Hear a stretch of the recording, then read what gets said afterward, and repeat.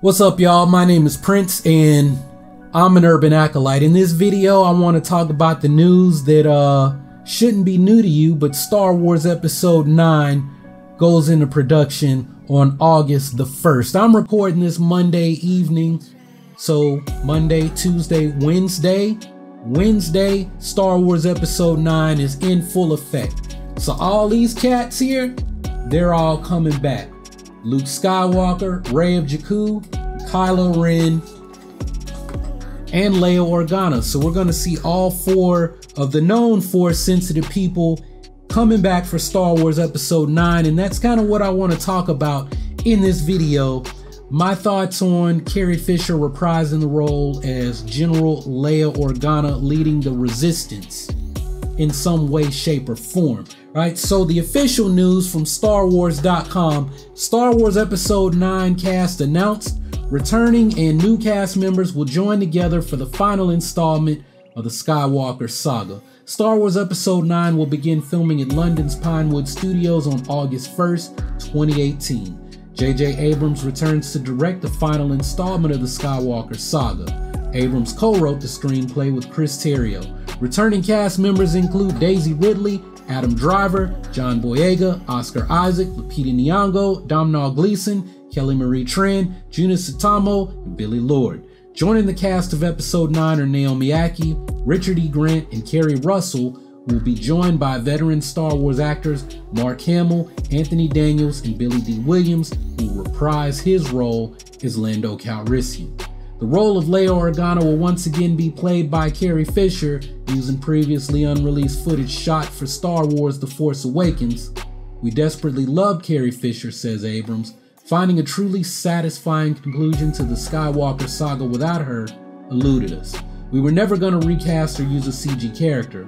With the support and blessing from her daughter Billy, we found a way to honor Carrie's legacy and role as Leia in Episode 9 by using unseen footage we shot together in Star Wars Episode 7, The Force Awakens." So, that's great. It's good, huh? It's good, huh?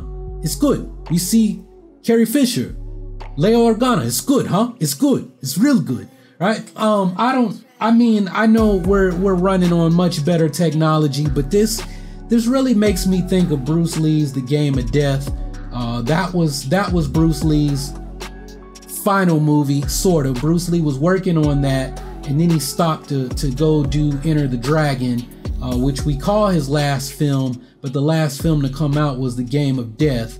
And they completed the movie by using old footage of Bruce Lee, splicing it in. They had a body double stand in for some scenes, and in some scenes they even went as low as to use a cardboard cutout of Bruce Lee, right? That's just there looking very bad, right?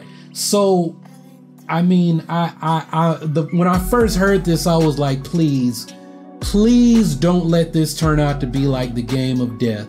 I know it's not 1973 or 1975, whenever they eventually brought that movie out, right?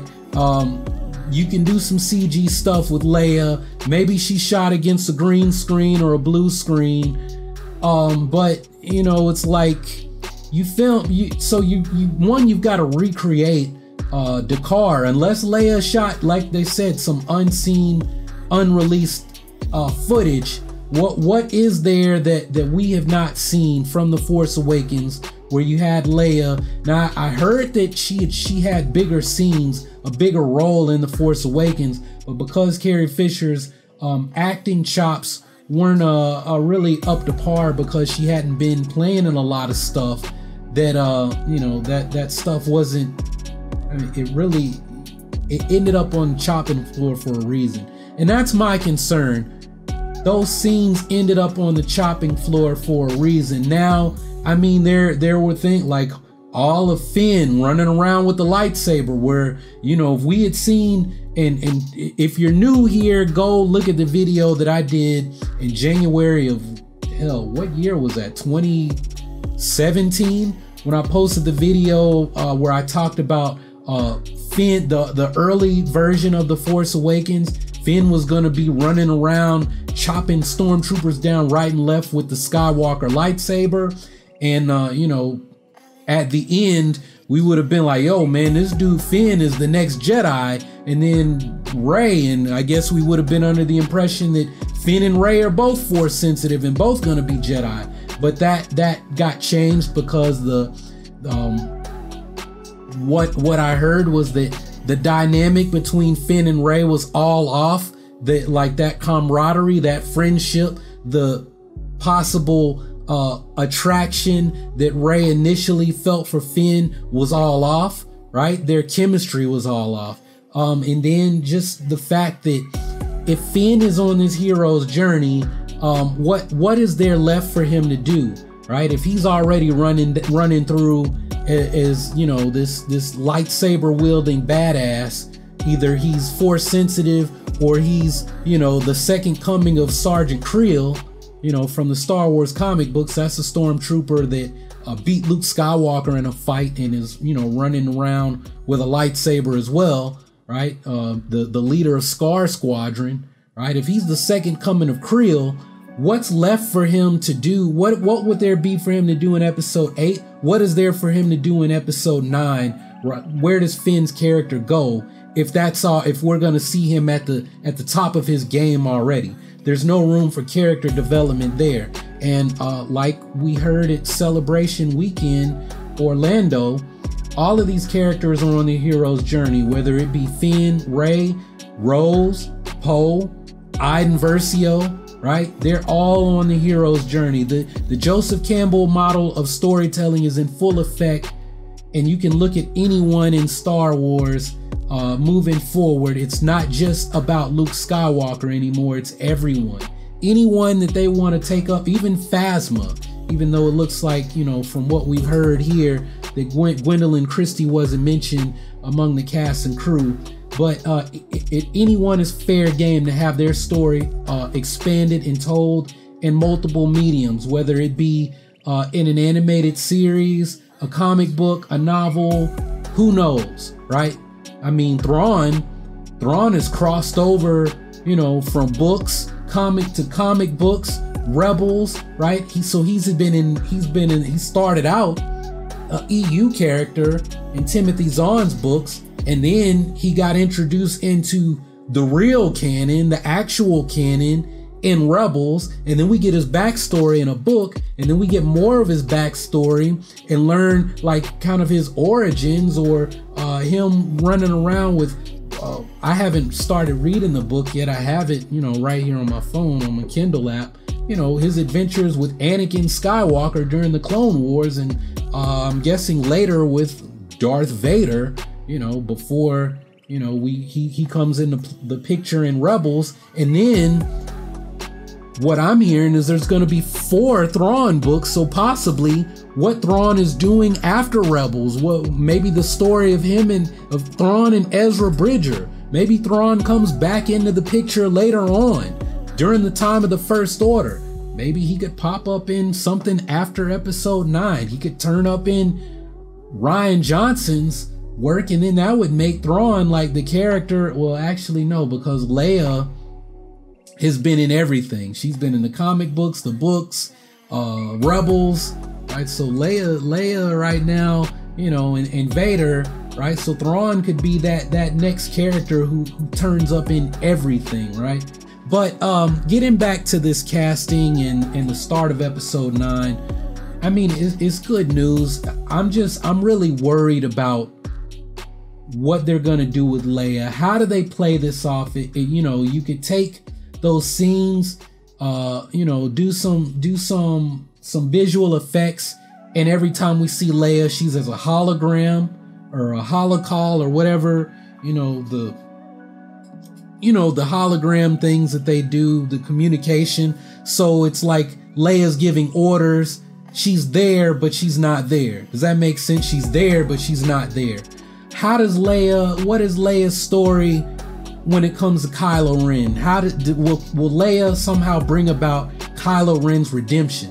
Will Kylo Ren have a redemption? Because I'll be honest, I hear all of, oh, there's holes in the story.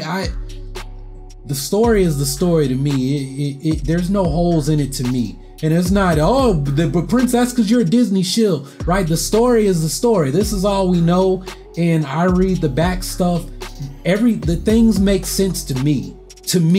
I'm not speaking for you. And that's something you guys got to understand. When I talk in these videos, I'm talking about from me, right? Essentially, right, I'm looking in my monitor. I'm talking to myself. Y'all are watching me have a conversation with myself half the time, right? So to me, the story makes sense. If it doesn't to you, I really don't know what to tell you, boss. Like, you know, I don't expect you to think like me. But I will say this, if Kylo Ren has a redemption this soon, this quick, unless there's a time gap, unless there's a gap in time and he's been the supreme leader for some period of time or something has happened, Hux has finally ousted him, it's really not gonna make sense to me. I feel like I need to see Kylo Ren take a big L and then his redemption start later in another part of the saga. If we're gonna end the Skywalker saga here, then Kylo Ren needs to, you gotta pick up his story, his redemption, if there's a redemption. I personally don't want to see him have a redemption. I'm like, you know, like I understand that's a theme in Star Wars, and Luke says no one's ever truly gone, and Rey hints at Kylo Ren a possible redemption in the Last Jedi novel, where she says eventually Ben Solo is gonna learn that the Force isn't something that you can control. Eventually everyone succumbs to the will of the Force. But to my friends like Reverend Megan, who's my, you know, my real life friend, who, you know, she's preaching redemption in Star Wars. Did Palpatine get a redemption, right? Eventually everyone succumbs to the will of the Force. The will of the Force was that there would be balance, right? Palpatine stayed evil to the end. He stayed true to his cause, and his hubris was his downfall. And it was a great downfall. He fell down a shaft, right? A reactor shaft or something, right?